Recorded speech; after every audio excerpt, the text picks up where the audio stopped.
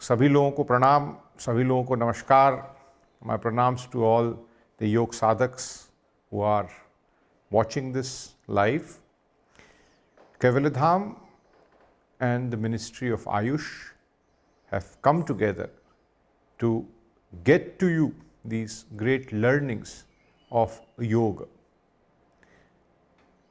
As most of you would know, Kaivalyadhama established in 1924 by Revered Swami Kaivalyadhama, and the headquarters located at Lonavla amidst the great Sahyadri ranges, is an institution which pioneered in scientific research and also the philosophical literary research.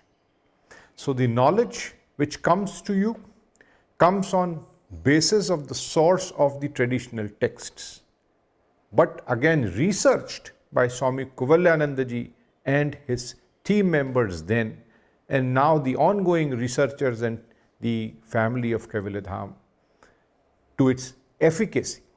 Kaivalyadhama Yoga Institute was founded in the year 1924 by Swami Kaivalyadhama, the pioneer in scientific research in yoga. It is an institute of historic importance which finds its mention in the discussion of the Constituent Assembly in August of 1949 in a discussion between the Honorable Dr. B.R. Ambedkar and Dr. H.V. Kamath. Among the first in the world in the field of yoga, Kaivalyadhama is credited with the first ever scientific journal in yoga, Yog Mimamsa, published in the year 1924 and continues to be published. The first ever dedicated college of yoga, the Gorandas Saxaria College of Yoga and Cultural Synthesis, founded in the year 1951. The first ever yogic hospital, founded in the year 1961, the Srimati Amolik Devi Tripathi Gupta Yogic Hospital. The first institute of yoga to be recognized as All India Institute of Higher Learning by the Ministry of Education in the year 1962. Among Swamiji's students were renowned national leaders, including Mahatma Gandhiji, Pandit Madan Mohan Malviya, Dr. B.R. Ambedkar, Nanaji Deshmukh, and many others. The headquarters of the institute is located in the Tapabhumi at Lonavla, in an area of 170 acres below the Sahyadri ranges. The activities of the institute include scientific research, philosophical literary research, College of Yoga, Hospital and Healthcare Center, a CBSE school where yoga is an integral part. Our emphasis is also on training the teachers of CBSE school in yoga so that they carry the message of yoga to schools. For the past decade, the institute has been receiving grant and aid from the Ministry of HRD, Human Resource Development, towards its research and training activities. We are happy that the Prime Minister Honorable Shri Narendra Modi on the 30th of August 2019 released a commemorative stamp of our founder Swami Kaivalyadhama, which happened to be his Punyatithi. The institute is recognized as a leading yoga institute by Ministry of Ayush, Government of India. The institute is a CIRO, Scientific and Industrial Research Organization under the Ministry of Science and Technology. The institute is permanently recognized as a research center by the Savitri Phule University, Pune. The institute is carrying on path-breaking research on various areas, which include effect on yoga, on pre-diabetic, on gene expression, effect of yoga intervention on cancer survivors, enhancement in quality of life, effect of yoga on children with intellectual disability, the effect of yoga on cardiac health, It has a department of philosophical literary research, unique in the world, carrying out research and translation of ancient traditional manuscripts in yoga. It has published some of the most important texts of yoga such as Hatha Pradipika, Ghirin Samhita, Yoga Kosha, Dictionary of Yogic Terminology.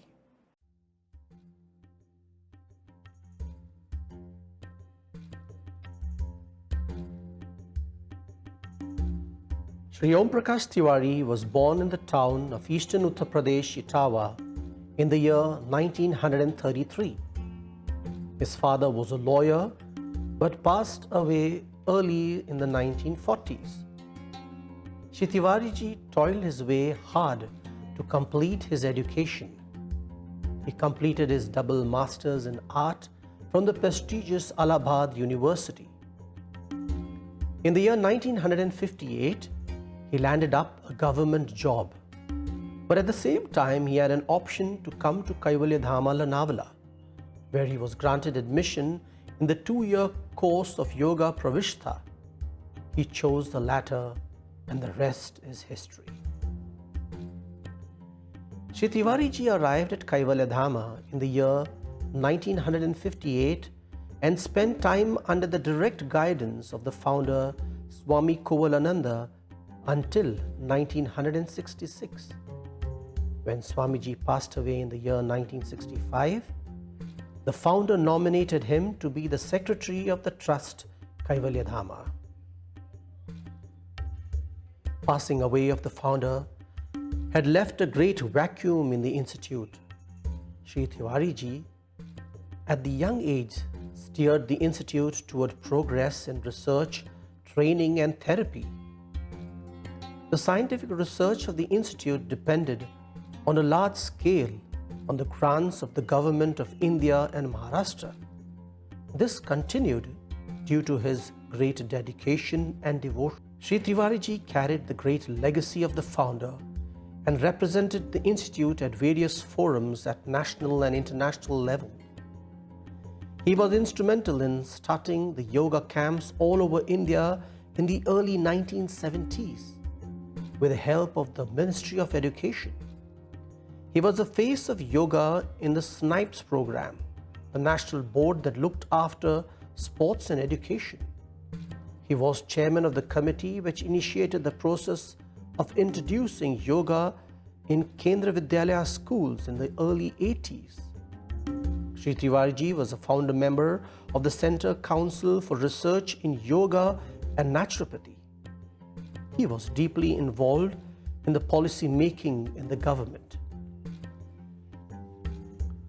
While administration was important, on the other hand, he continued his teachings of the experiential aspect of yoga in various courses in college.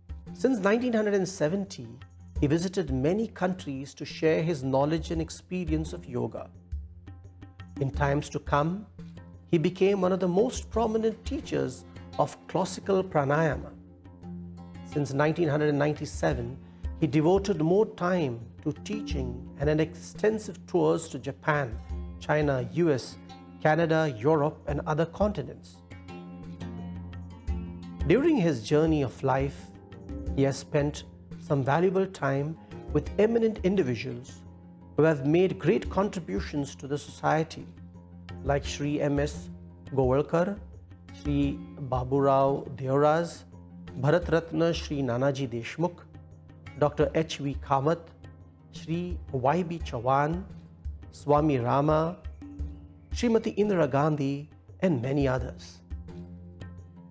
Shri Tiwari ji was appointed as the chief patron of the India-China Yoga School, established in Yunnan province, post the visit of the Honorable Prime Minister in the year 215.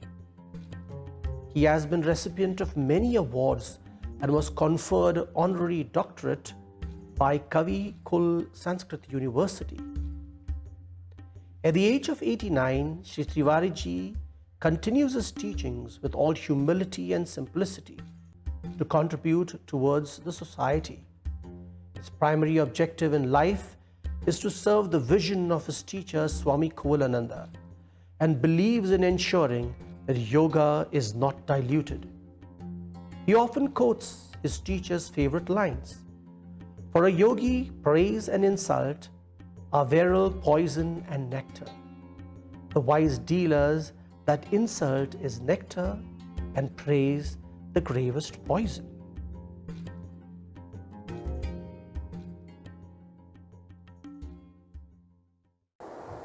Om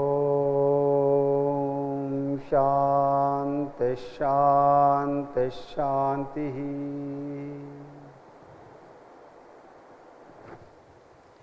Namaskar.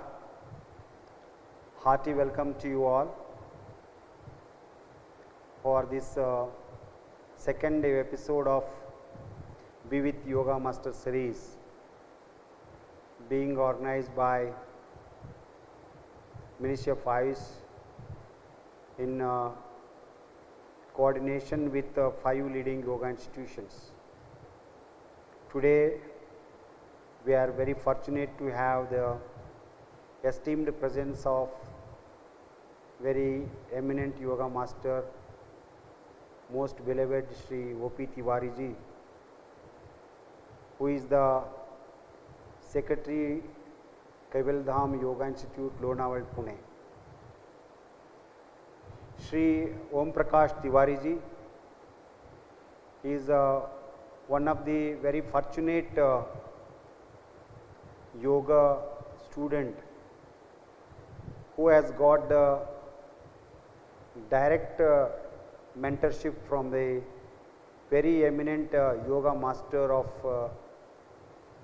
20th century, Swami Kaivalyadhama ji.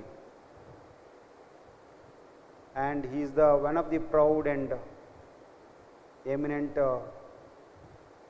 master who is continuing the legacy of Swami Kaivalyadhama ji, one of the highly acclaimed yoga master of 20th century, whose legacy and efforts have been pivotal in making yoga palatable to entire mankind. Sri Tiwari ji was the founder, senior vice president and then the president of Indian Yoga Association, which is the association of all leading yoga institutions of the country, and now he is one of the prominent member of the decision taking body of IYA, Governing Council of India and Yoga Association. He has been a frequent and vocal participant and organizer of various conferences across the globe. Even at this age of 87 years, Sri Tiwari ji continues to share his experience and imparts his knowledge and skill among the people at large. I am very fortunate to have association with Kaivalyadhama and particularly Sri O.P. Tiwari ji for the more than 3 decades, where I found a simple human being, very affectionate and very meticulous in his work and a very well organized way. The way he developed the Kaivalyadhama today, making it is a global institute, that is the management skill and administrative ability of Sri O.P. Tiwari ji. With these few words, I heartily welcome most respected Sri O.P. Tiwari ji, and it is indeed my pleasure to have a conversation with one of the eminent yoga masters of the present times. Sri Tiwari sir, it's indeed a great pleasure to talk to you on the occasion of International Day of Yoga 2021.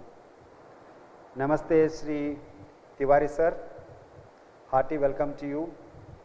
It's a great pleasure for me to talk to you on various aspects of yoga, teachings of Kaivalyadhama on the auspicious occasion of International Day of Yoga 2021. Let us begin our talk by paying our tributes to Swami Kaivalyadhama.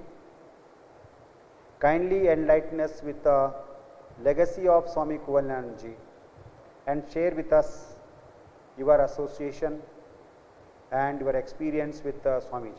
See, I am very happy about your question. Swami Kaivalyadhama, as previously known as Professor J.G. Gune, Jagannath Ganesh Gune, he was a scholar of Sanskrit literature and topper the Bombay University. After that, he had an urge to explore the scientific background. How does the yoga work? Because he saw those days yoga was shown as having some miraculous power only. They will, with some kriyas for example, they will draw the water in the bladder beforehand and will release through the urine. And so many claims used to be there. It was a traditional science. He could not say anything, but he decided to study the science because he was only the student of Sanskrit literature. So, study the science and its impact on different aspects. And 1924, he established Kaivalyadhama for this purpose of carrying the scientific research. Therefore, in 1924, actually speaking, it was 1917 when he started the work. This I am telling because the first magazine of research journal, Yoga Mimamsa, was out in 1924. And he must have done the experiments and writing. So we have come to know that it was 1917 really he started the researches. So, and he wanted to prove or disprove. He had a very open mind of a scientist. As in first Yoga Mimamsa Journal, he has said, whatever result will be, it is not in my hand, but I can assure the people that it will be, whatever is the result, it will be published as it is. So in 1924, the first magazine of named Yoga Mimamsa was out. And his articles are which made the public, oh, it is something very new. So that was the personality of Swamiji, that on the name of research, he will not dilute it. He will say whatever it is. And the institution known Kaivalyadhama was established by him. He was so scientific in mind, as I said, he will not dilute anything, any finding in favor of yoga. So, and that he has proved, I may tell again when the time comes. But I can tell you one thing, one experiment which I have shown. There was a person named like Ramananda Yogi. He used to break the iron chain, though it was not work of yoga. Swamiji experimented when a German writer, Arthur Koestler, visited and requested Swamiji that I want to see that experiment. And Ramanji was made to demonstrate the action of breaking the iron chain.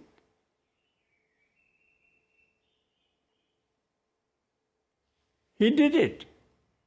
And John Koestler took a piece of iron to prove whether it was right of his strength or wrong. And he has written a book after that, Yoga Unexpurgated, where he has said that the work which Ramanji is shown was 100% true. There was no. So that was Swamiji. He wanted it, whether it goes in for yoga or against yoga, doesn't matter. But he wanted to bring the truth in front of the people, what yoga is meant for. Thank you very much, sir. Yoga is considered to be a way of transformation, a discipline helping us to reflect on stress-free, anxiety-free life, and it's considered to be a way of healthy living. However, in the modern days, many people practice yoga and say to be I am practicing yoga, but still I found many of them in different states of anxiety, and especially in the pandemic condition we are seeing the depression, anxiety, anger, they are reaching to the extremes. So what according to you is the reason that the state of happiness is not always the same? Why, in spite of practicing yoga, we are not happy and healthy? See, the thing is, first thing should be understood very, very clearly that yoga is not a gymnast. It is not a stressful movement of the body. As it is very clearly said by Patanjali, especially about the postures, sthir sukham asanam, the steady, the posture,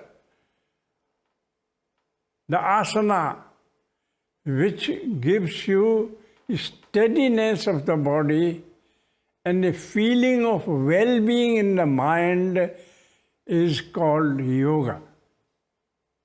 But now what happens? Nowadays many schools are practicing yoga as a physical exercise. They don't remember these things which Patanjali himself has said. Sthir sukham asanam. And how to be performed asana? He says, prayatna shaithilya ananta samapatibhyam. He very well knows that man is not only a physical aspect, but psychological aspect is a part of his personality. So he says, don't practice yoga with stress, with pulling the muscles too much, like a gymnast, like a physical dynamic exercises. He meant it should be done with a static motion. So, prayatna shaithil, effortlessness, when you perform the yogic practices, that should not be seen that you are pulling like a gymnast your body. Prayatna shaithilya and effortlessness, and then he is fully aware about your psychological aspect. Maybe you are remembering something which produces tension in your body. Maybe you have come to perform asanas and remember that you have forgotten your car open. Immediately you become tense. So he says no. Prayatna shaithil, effortlessness, and ananta samapatibhyam, and mental action of samapatti should be motionless. You should not think. You should not go on thinking while performing the asanas. So, this is a wonderful thing, that be relaxed while doing asanas, don't disturb the breathing, and also try to keep your mind steady. So, this is how the people have now taken another turn. And that is one of the reasons the results of what is claimed by Patanjali. What are the results? Tato dvandva anavighataha. Conflicts going on in your personality. Thinking going on in your personality. You might be thinking pro and against. That will settle. And you will have a totally transformed personality. That is missing in today's teaching. People don't look forward or backward what Patanjali has said and what is meant by as a result of yoga, which Swamiji did. Swamiji published philosophical literary research, yogic literature, with a very, very rational approach. Thank you, sir. As we all know, pranayama is an important and integral part of yoga sadhana. Nowadays, people do breathing practice and doing some stretching practices, coordinating the movements with the breathing, calling them as a pranayama practice. Pranayama is a subtle science and it needs a very deep understanding of the concept of prana. So, please throw a light on the concept of prana and the technology of pranayama. How a common man can understand the difference between prana and pranayama, the difference between the breathing and pranayama. Please enlighten us, sir. See, the word pranayama is composed of prana and ayam. Now, prana is an energy which is all pervading, omnipotent and omnipresent. There is no place where prana is not there. There is a beautiful saying, so long the prana is in our body, you are called a living person, living being. Maranantasya niskrantis tato vayum nirodhaye. Yavad vayu sthite dehe tavad jivan muchyate. One is called a living being so long this universal energy called prana is in a functional state in your body. As soon as it departs from your body, one is declared dead. Maranam tasya niskrantis tato vayum nirodhaye. That is why it is necessary one should learn how to nirodh, how to retain for some time the pranic energy. So this is during the Patanjali time, this was very well recognized, and Patanjali gave 4 techniques to hold the breath, retain the breath. One is you can inhale and retain the breath inside. You can exhale retain the breath outside of your body, which is called in Hatha Yoga period, it is started calling Bahya Kumbhak. First was called Antar Kumbhak, inside holding. Then third is you are inhaling and holding the breath periodically. Slowly hold, release, like that. And then fourth one was you are exhaling and slowly retaining the breath also. So Patanjali gave 4 types of pranayama. But during Hatha Yoga period, when the Matsyendranath and Gorakhnath were there, this pranayama 4 were multiplied by 4 more. They became 8 pranayama, and every pranayama had a background of therapeutical aspect.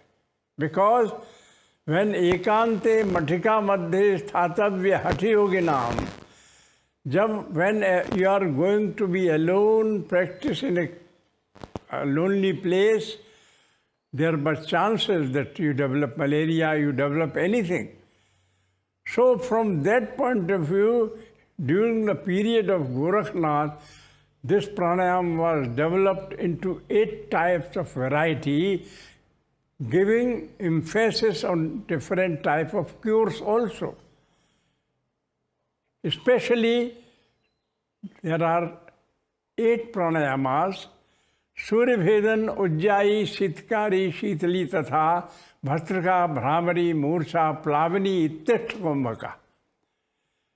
Out of all these 8, 2 pranayamas are only meant for spiritual upliftment. They are Bhastraka and Mursa. So this is how the pranayama slowly developed, and they are fundamentally to be done with a slow speed, with the retention of breath. Their technique is described. And also they have said what is to be observed. Say, our personality according to Yoga and Ayurveda has 3 humors: Vata, Pitta and Kapha. So, in the very famous book Hat Pradipika clearly says that these are 8 pranayamas, and 2 are totally devoted to spiritual growth, and others can cure certain type of Vata, Pitta, Kapha disorder. Thank you, sir. Today, yoga is very popular across the globe. Many people are very proud to say, I am practicing yoga. However, I found they are not ready to do it regularly, in spite of knowing the value and the importance of yoga sadhana in the present day context. So, in your opinion, what is the reason behind it? What is the lacuna? You have seen the last more than 7 decades, the growth and dimensions of yoga. From this background, making it an integral part of my sadhana, what is this reason behind it? Very easy answer. They do not believe in today, they believe in tomorrow, which never comes. Absolutely correct. I do agree with you. Kaivalyadhama Yoga Institute is a pioneer in the scientific as well as philosophical literary research. I am very fortunate to use the libraries. There are more than lakhs of very prominent books on yoga, various aspects of yoga, and several manuscripts are also present. So while doing my PhD, I used to visit several times to this library. So being the very pioneer institute and publishing the very scientific journal Yoga Mimamsa for more than 6-7 decades, the journey the Kaivalyadhama has taken up. Now, in the present context, people are talking about clinical yoga, clinical research, and scientific research, fundamental research, so many things. But the foundation laid by the Swami Kaivalyadhama on the various aspects of scientific research, literary research, and also the importance of searching for the original manuscripts and publishing the critical editions for the use of entire mankind, especially for yoga professionals. It's a unique. So I would like to know what are the challenges faced by the Swamiji and the entire team of experts of Swamiji during those days when yoga is just confined to the forest or the Guru Parampara. I hope people will not misunderstand because I am talking little about self. After doing my MA from Allahabad University in 1957-58, I joined the Kaivalyadhama as a student. The course was for 2 years. Swamiji never believed in short-term courses because he wanted to prepare the real yoga practitioner which could give to the world. As he said, yoga has a complete message for humanity. It has a message for the human mind, it has a message for the human body, also it has a message for human soul. Swamiji believed that there is a much to do for the humanity. And yoga can play a wonderful role for the growth and upliftment of the human personality. So he said that scientific research you cannot do unless you know whereabout of yoga practices, its history, its claim.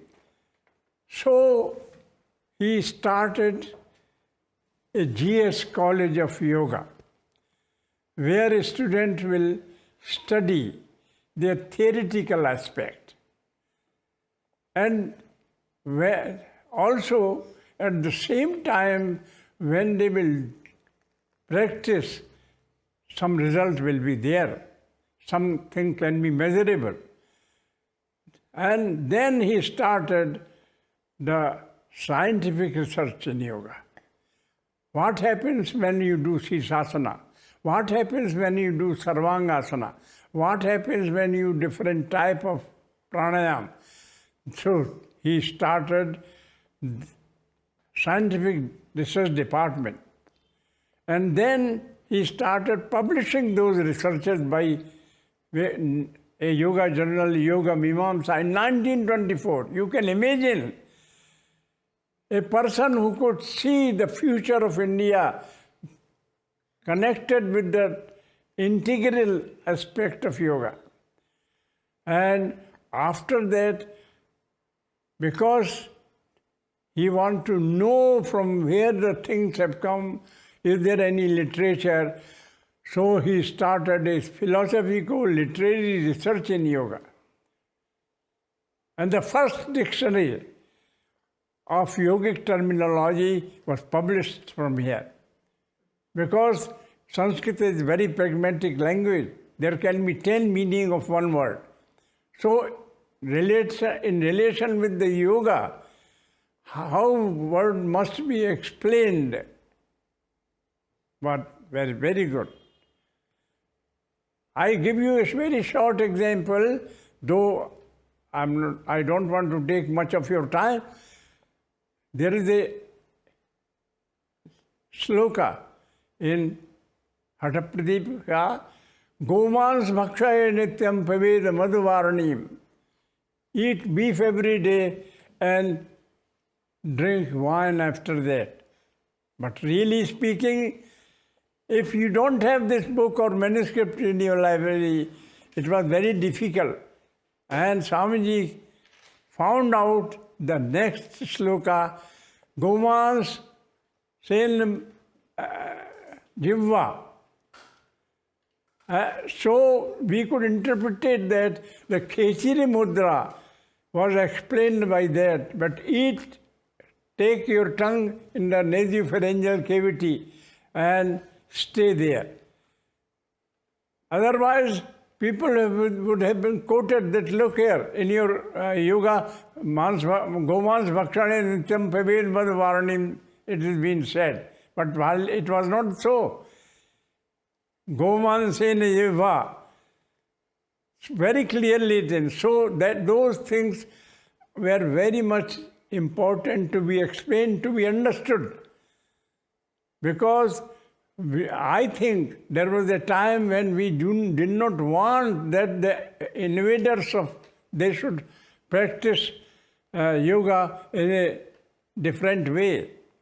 That is why Philosophical Literary Research Department was started, and we collected thousands of manuscripts where yoga practices were explained very scientifically. Absolutely correct. I do agree. Sir, you are the integral part of Kaivalyadhama since your childhood. So now Kaivalyadhama is going to celebrate its 100 years of establishment very soon. And it is one of the prominent global yoga institution known for its quality and standards. The quality and standards have never compromised in the Kaivalyadhama teachings or in the research work. Being a disciple, being the administrator, being a teacher, what are the challenges you have faced to maintain these standards and quality till today? See, as I said, I did not want to go in government service. And when Pandit Nehru visited Kaivalyadhama, the news were published in newspaper Bharat of Allahabad. I was studying in the university. I wrote a letter to know the details. Then Swamiji sent me a booklet of GS College of Yoga and Cultural Synthesis. I found it very, very important, and I came to study. At that time, Swamiji never believed yoga can be taught within 1 week or 1 month. Regular yoga practices, the course was diploma in yoga for 2 years. And you can imagine in 1957-58, after doing post-graduation, how could I be unemployed? But Swamiji accepted me and gave me some stipend through which I could maintain and remain forever wedded to Kaivalyadhama. So this was a time I have seen when only 5 students used to be there. And now there is a huge demand for Kaivalyadhama's course. Now that is what the change, as Swamiji said, yoga has a complete message for humanity. That became true. Today, the demand for yoga has increased like anything. But in my opinion, there is much precaution to be taken that yoga should not be dealt as a physical exercise for developing your bodybuilding, muscles, etc. Yoga has a meaning, and that meaning should not be sacrificed. It brings a new transformed personality in you. And I'm sure our Prime Minister is very much interested in helping to spread this message, and it will take a right shape in future. Thank you very much, sir. So you are being a student and also a great teacher. According to you, what are the fundamental principles and characteristics of a very good yoga teacher? So, sir, you have grown up in Guru Shishya Parampara and always a good student only will become a good teacher. And we are noticed the good student and also a good teacher in you. What, according to you, makes a student a good student and a good teacher? What are the basic characteristics of a good teacher? What fundamental principles one has to follow to become a good yoga teacher? It is a very well known psychologically. The thing which you like, you want to repeat. A thing which you do not like, you do not want to repeat. So one of the very, very important things from a student point of view, that he should practice sincerely, not seriously, sincerely, and which will transform his personality. It is said, काम क्रोध मद लोभ की जब तक तन में खान, क्या मूर्ख क्या पंडिता दोनों एक समान. This we should keep in our mind, learn the scientifically proved yoga in a yogic way and practice it sincerely, so that people to whom you teach also teach in a scientific way. The results are with us. Much experiments have been done in Kaivalyadhama laboratory, which says what is yoga, how it can be practiced, and what will be the result afterward. Therefore, it is very important not to sacrifice the soul of the practices. Must stay with it. It's very interesting, sir. On this eve of 7th International Day of Yoga, being one of the senior most yogacharya, what is your message to the masses, especially our younger generation? See, one of the things in today's concern is we are going through the time of when Corona is there. What we have found in our hospital, that after Corona, the pranayama is wonderful. It gives the original strength to your lungs. Generally, after Corona, when it is gone from a person, it leaves its imprints in the lungs function.